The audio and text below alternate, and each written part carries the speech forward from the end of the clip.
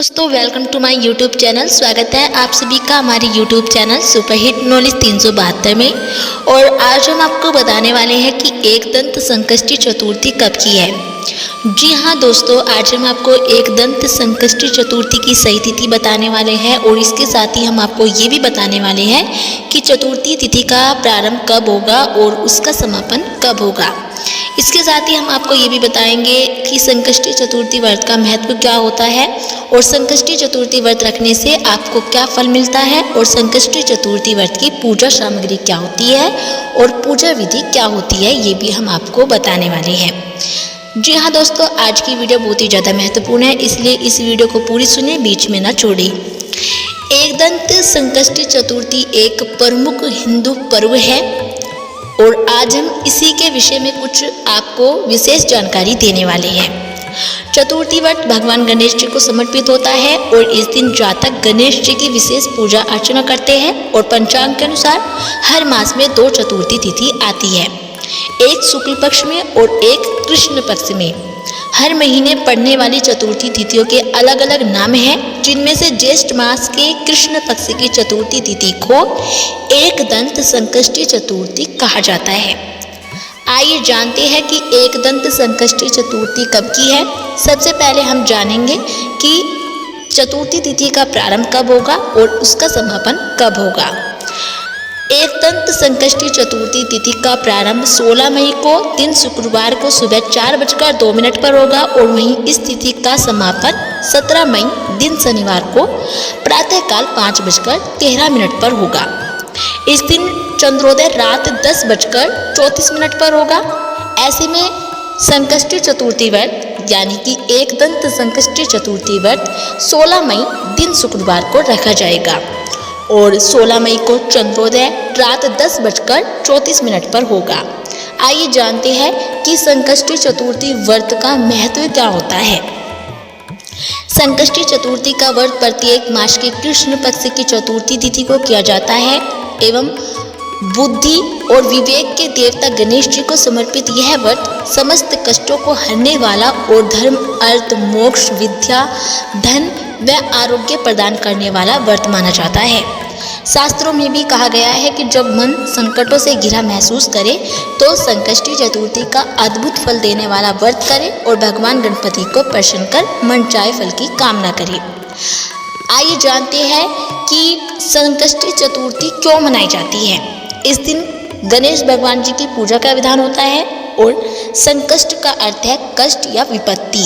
शास्त्रों के अनुसार संकष्टी चतुर्थी के दिन व्रत करने से सभी कष्टों से मुक्ति प्राप्त होती है और इस दिन माताएं गणेश चौथ का व्रत करके अपनी संतान की दीर्घायु और कष्टों के निवारण के लिए भगवान जी से प्रार्थना करती है।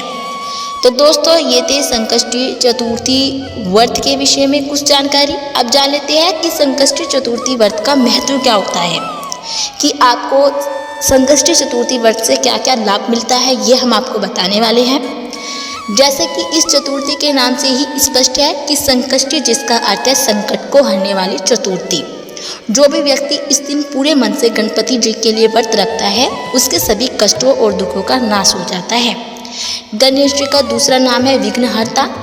तो माना जाता है कि इस व्रत से विघ्नहर्ता गणेश जी घर में आ रहे सभी विघ्न एवं बाधाओं को हर लेते हैं और यह व्रत सभी आर्थिक समस्याओं से भी मुक्ति प्रदान करता है। वहीं संकष्टी चतुर्थी के दिन गणपति बप्पा की पूजा करने से घर में चारों ओर एक सकारात्मक ऊर्जा का संचार होता है और सभी प्रकार की नकारात्मक शक्तियाँ दूर होती है और घर में शांति भी बनी रहती है।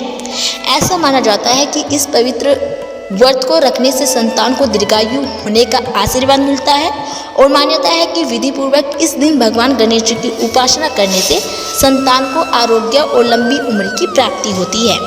साथ ही कहा जाता है कि गणेश जी की उपासना से ग्रहों के अशुभ प्रभाव को भी कम किया जा सकता है और शास्त्रों के अनुसार संकष्टी चतुर्थी का यह व्रत परम मंगल करने वाला माना जाता है।